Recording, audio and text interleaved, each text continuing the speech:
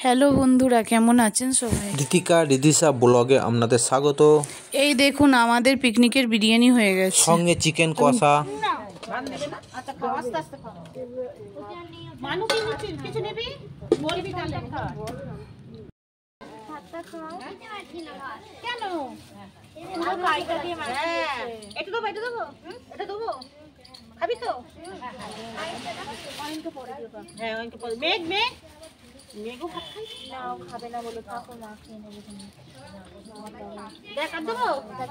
প্রথমে বাচ্চারা খেতে বসেছে, ওদের বিরিয়ানি খাওয়া হয়ে গেছে। এখন চাটনি আর পাঁপড় খাবে। শেষ পাতে গুড়ের রসগোল্লা। এবার বড়রা খেতে বসেছে, সঙ্গে ছিল স্যালাড। এটা আমাদের বাড়ির সবাই মিলে পিকনিক। বাড়ির উঠোনের মধ্যেই রান্না হয়েছে। বিরিয়ানিটা রান্না করেছে ননদের শাশুড়ি।